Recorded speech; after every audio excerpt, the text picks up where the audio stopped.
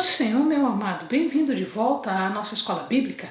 Nós estamos iniciando hoje o estudo do livro de Gênesis. Então pegue sua Bíblia, pegue o seu caderno de estudos, ore ao Senhor, pede a Ele discernimento, entendimento, conhecimento, sabedoria. Pede a Ele proteção, para que nós possamos desvendar dos seus mistérios.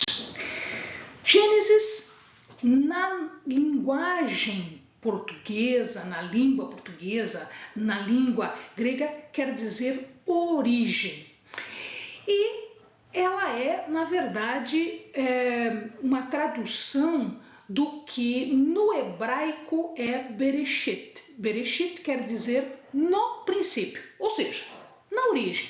Então, tanto na Bíblia, na nossa Bíblia, Bíblia traduzida, ela se chama Gênesis, ou seja, é a história das origens, como na Bíblia hebraica se chama Bereshit, no princípio. Os temas tratados neste livro são principalmente três. No início, nós vamos ver a criação do mundo. Então, muitos dos capítulos vão falar sobre a criação do mundo, como tudo isso aconteceu. Depois, as origens do gênero humano e aí o início já da história do povo hebreu mais especificamente. Então, são três razões de ser, são três temas, grandes temas, tratados pelo livro do Gênesis. Normalmente, tradicionalmente, quem escreveu o livro de Gênesis, aliás, quem escreveu o Pentateuco, foi Moisés. Moisés vai aparecer como personagem apenas no Êxodo, no livro de Êxodo. Nós já gravamos o livro de Êxodo, nós já temos todos os vídeos sobre Êxodo e num dos vídeos nós falamos especificamente sobre Moisés. Então, tradicionalmente, ele é o autor dos 5 primeiros livros, incluindo aqui o primeiro livro, que é o Gênesis. Do que trata todos estes capítulos do Gênesis? Então, nós vamos levar em consideração o sentido teológico, a teologia, o estudo sobre as coisas de Deus. No Gênesis, ele começa a tratar do Deus propriamente dito. Então, como Deus aparece no Gênesis?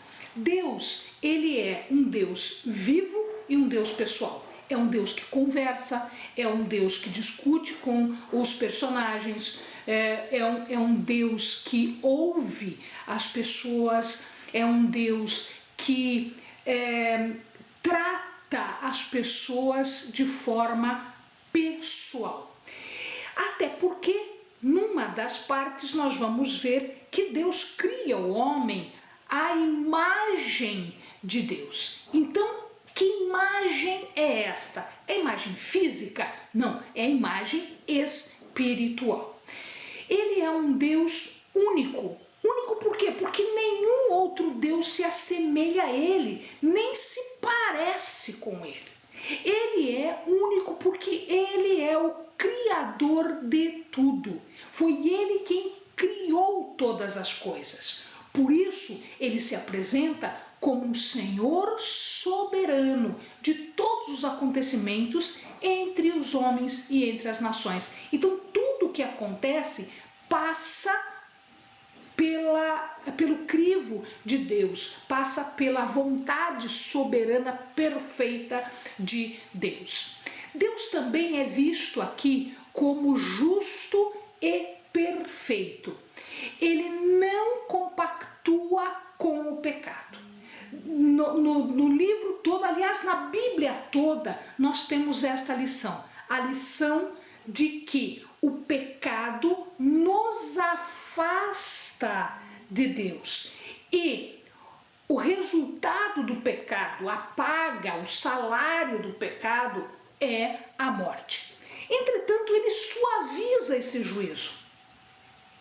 Ele deixa mais leve isto tudo por conta da sua misericórdia e do seu amor. Veja, só para nós termos uma ideia, no livro nós vamos ter a história da expulsão de Adão e Eva do Éden, a história de Babel, a história de Noé e o dilúvio. Então, todas estas situações são julgamentos de Deus. Então, por exemplo, no Éden, Deus julgou a incredulidade, sim, Deus julgou a rebeldia e ele afasta Adão e Eva do paraíso chamado Jardim do Éden. Em Babel, Deus julga a jactância, Deus julga o orgulho, Deus julga a arrogância das pessoas querendo se comparar a Deus e querendo chegar até os céus. Deus também julga, agora sim, de uma forma muito mais severa, toda a corrupção e o pecado do mundo. E ele julga isso através da imposição do dilúvio. Nós vamos ver isso tudo. Então, aqui só para exemplificar 3 situações onde o julgamento foi em relação ao pecado e o julgamento teve aqui medidas diferentes, profundidades diferentes, dependendo da profundidade do pecado. Uma última situação interessante aqui é que Deus se revela. Yahvé, eu sou o que sou, Deus é.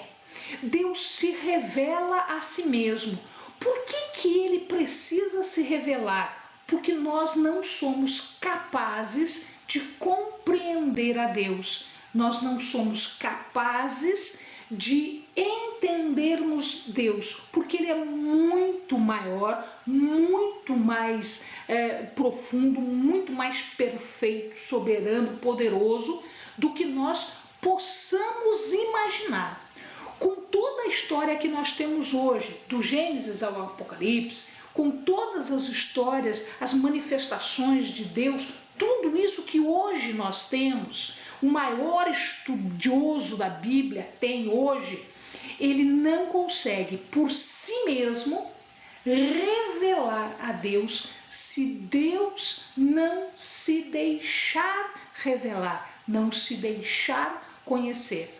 Então nós vamos encontrar aqui, à medida em que a história vai caminhando no Gênesis, nós vamos ver nomes que representam o seu caráter: Altíssimo, Todo-Poderoso, Eterno, Deus que vê, Deus de Israel, Deus de Betel, Deus de Abraão, o temor de Isaac, o poderoso de Jacó. Então, à medida em que as histórias vão acontecendo, à medida em que nós estejamos cada vez mais preparados para conhecer Deus, Deus vai se revelando. A suprema revelação de Deus aconteceu já no Novo Testamento através do seu Filho Jesus.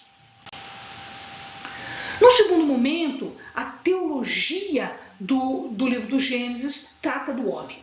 Quem é o homem? Que é o homem? O homem é um ser social? É um ser social. Ele é um ser que vive dentro de um padrão de responsabilidades. Deus dá ao homem um padrão, mas este homem, ele assume, por conta do amor, da misericórdia, da criação, da soberania de Deus, ele assume agora uma posição de responsabilidade. Deus cria o homem e dá uma vocação. Ora, já no início nós vamos estudar que quando Deus cria o homem, ele diz: cultive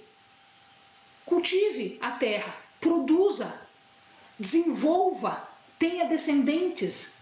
Então a vocação original era essa, era cultivar, era guardar, era observar, era dominar toda a terra, no sentido de responsabilidade de cuidar de toda a terra, de encher toda a terra.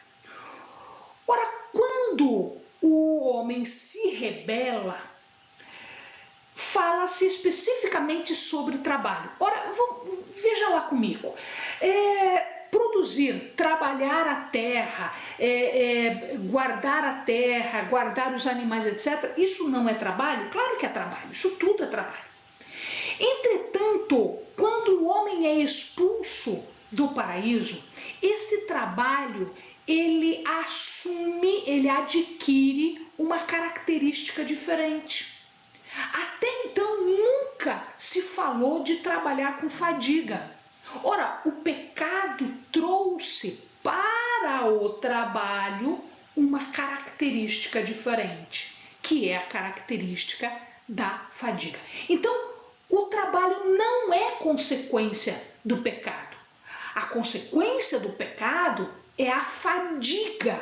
É debaixo do sol nós nos afadigarmos com as coisas que devemos fazer.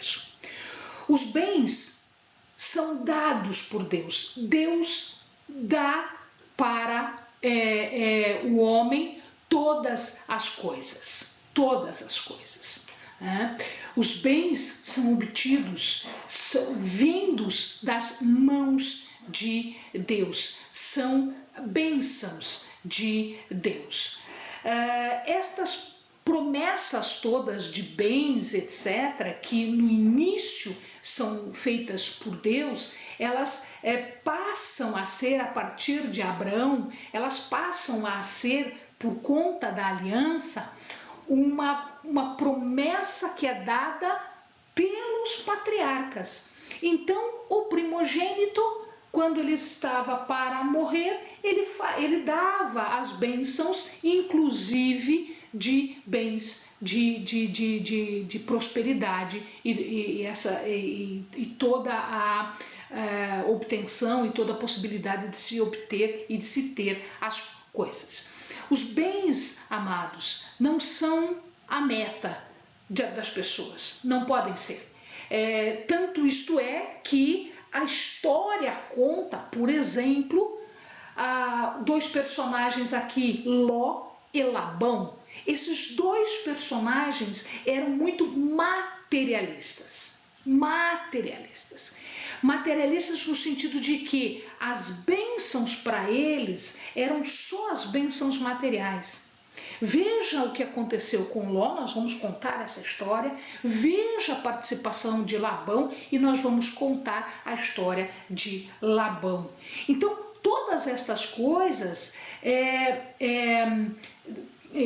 em relação a pessoas como Ló e Labão, elas centram, na verdade, a sua vida, a meta delas, o objetivo delas é ter dinheiro, é ter materiais, é ter bens, quando na verdade isso é secundário. Isto é consequência de uma adoração verdadeira, de tratar as coisas de Deus em primeiro lugar. Ora, a Bíblia nos fala que primeiro, na nossa vida, nós primeiro temos que ter as coisas de Deus à nossa frente. E todas as demais coisas nos serão acrescentadas. A palavra de Deus é a promessa de Deus.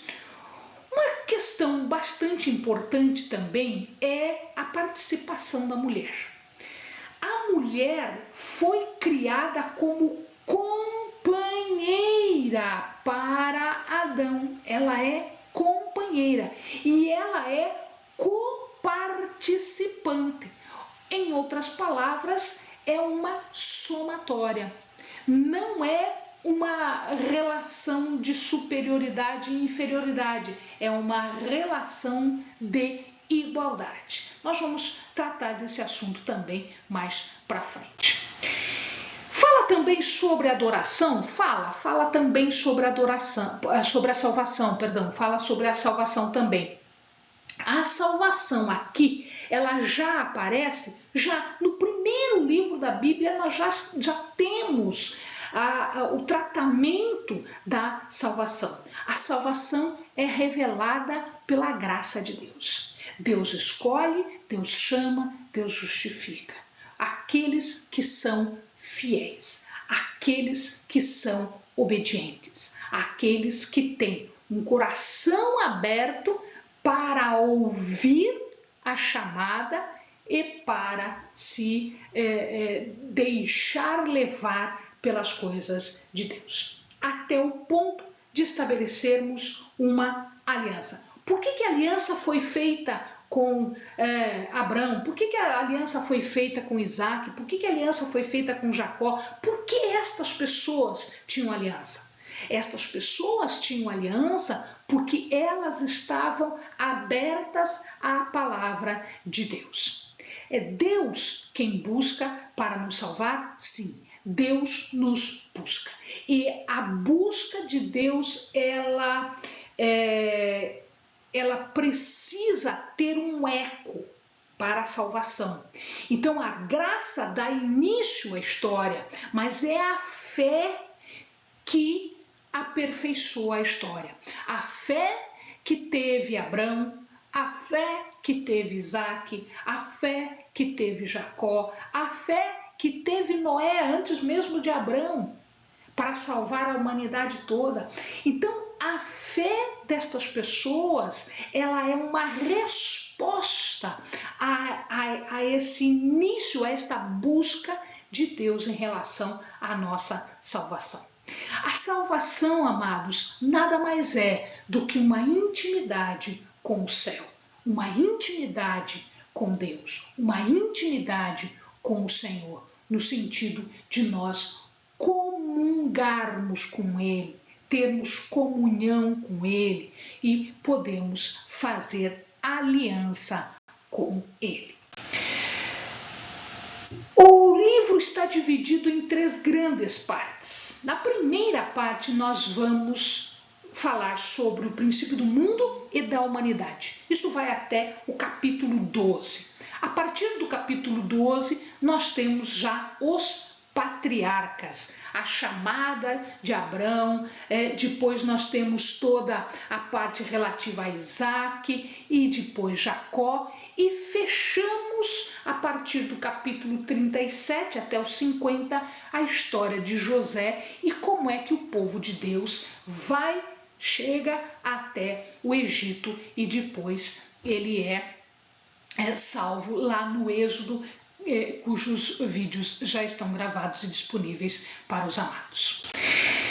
Portanto, no início, no princípio, Bereshit, no início de tudo, nós temos a criação do mundo. A criação do mundo é nos dada a partir do capítulo 1 e 2. Então, o capítulo 1 e 2 trata especificamente da criação do mundo, da criação do homem, da criação de todos os seres. Então, ele fala aqui, na nossa Bíblia está escrito Deus, mas no original está escrito Elohim. Elohim, eu posso traduzir por Deus? Pode, você pode traduzir por Deus. Entretanto, é uma palavra que no original é uma palavra plural. Tanto isto é que está escrito assim, façamos, plural. A gente chama isso de plural majestático. O plural de Deus significa aqui todas as forças unidas, reunidas, forças infinitas e eternas. Nós chamamos isso de plural majestático porque os reis e os grandes naquela época falavam assim de si mesmos. Se eles, que são criatura de Deus, falavam assim, quanto mais Elohim, nosso Deus. Ele fala, e criou Deus, criou agora em singular, criou Bará, singular, é usado no singular, significa criar ou aperfeiçoar algo, de algo que já existe, aperfeiçoado, ou criar do nada, criar do zero as coisas. Então, existe aí esta situação, esta possibilidade. tá? A palavra tanto vale para aperfeiçoar algo que já existe, como criar do nada, criar do nada. E ele cria por conta da sua vontade e não por conta de como as histórias de outros povos falam, porque tudo foi criado por deuses, um deus assim brigou com outro deus assim. Não, aqui a criação do mundo não foi por conta de um conflito, não foi por conta de um capricho, não foi por conta de uma briga entre deuses, porque não existiam deuses, existia Deus. Existia um único suficiente para criar tudo e com o poder da sua fala, do seu verbo, ele cria todas as coisas.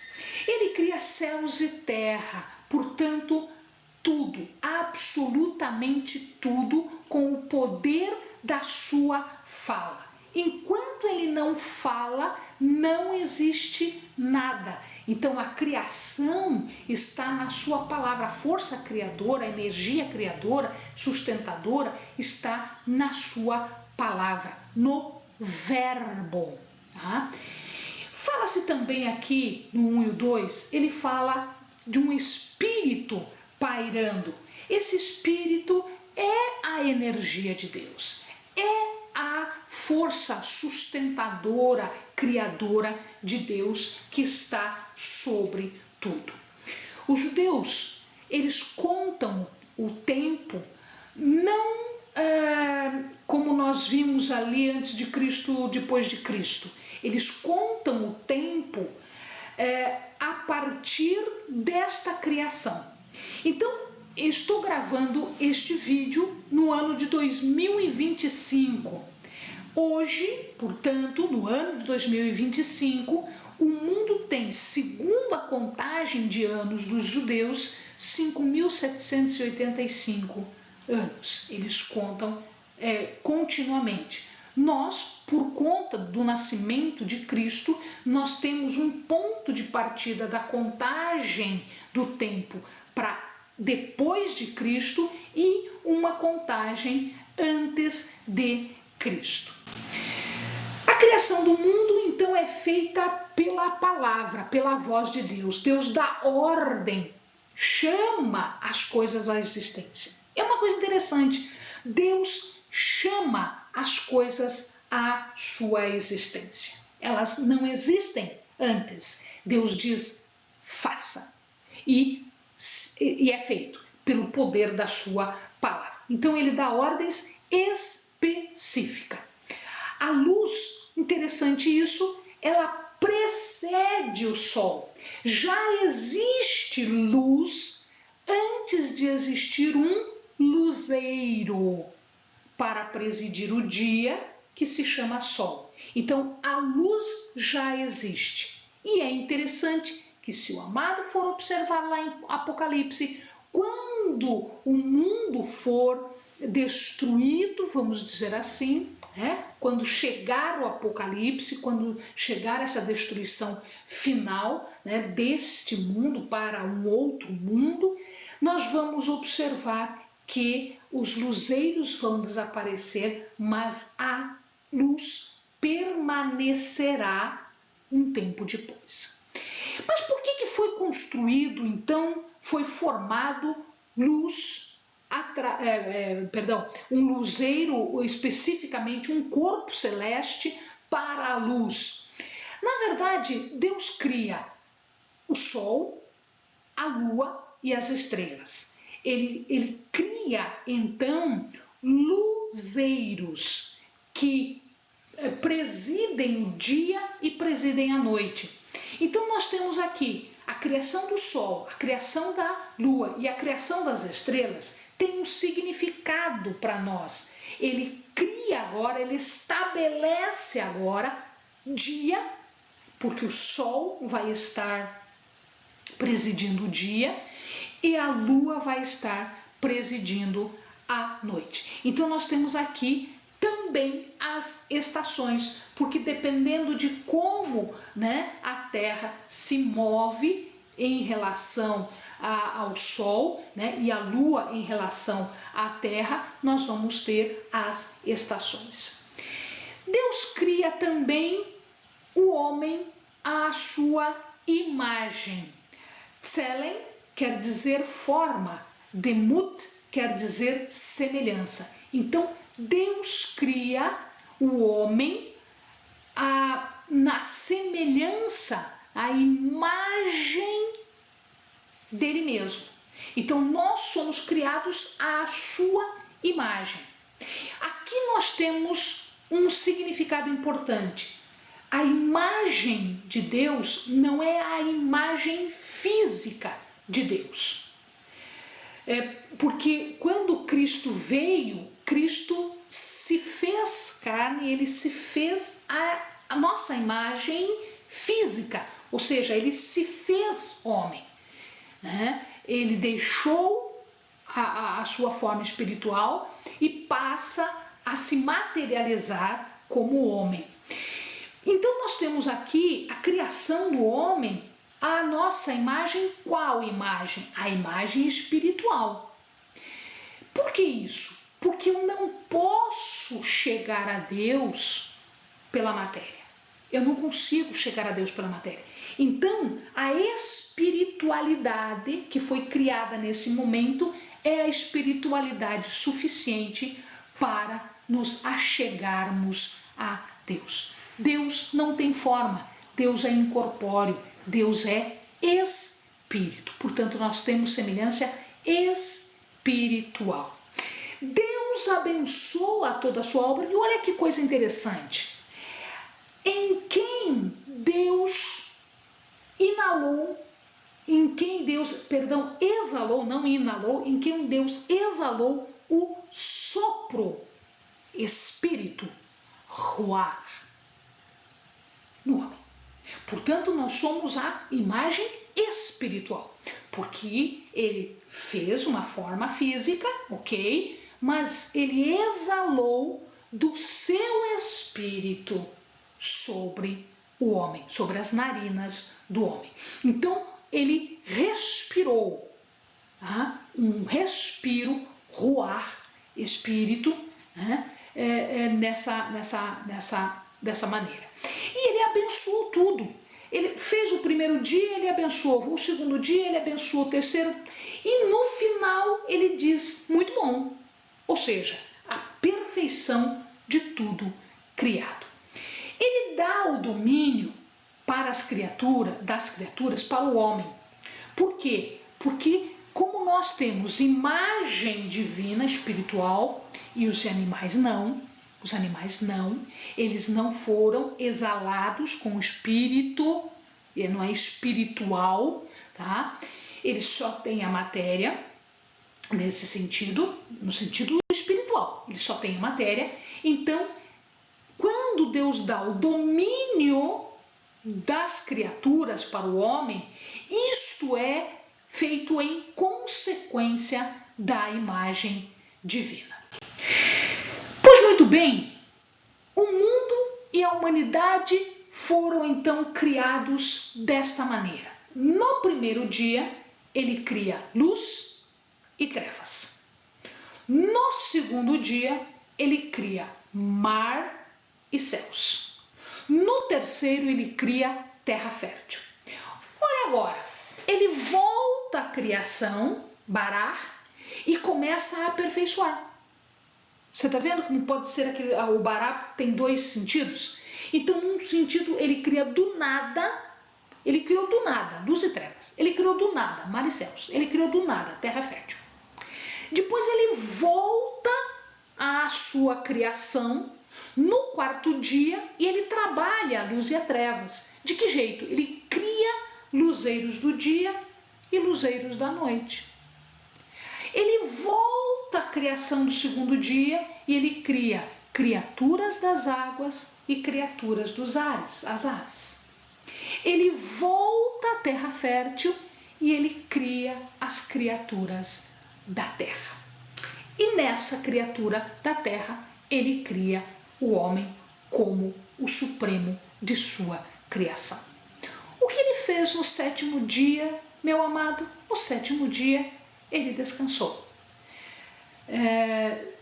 Sabá é cessou, né? Raiz de sabat, né? Sabá é cessou. Então, sabá é o repouso da realização cumprida. Não que ele não faça mais nada. Ele está trabalhando? Sim, Deus trabalhou desde o primeiro dia. Aliás, Deus trabalhou desde a infinitude dos tempos, né? Da eternidade dos tempos, antes da criação do tempo. Veja, Deus cria o tempo, dia, no primeiro, no quarto, porque ele cria a luz e depois ele estabelece, apesar de que ele fala, e foi o primeiro dia, ou seja, foi a primeira etapa, foi a segunda etapa, foi a terceira etapa.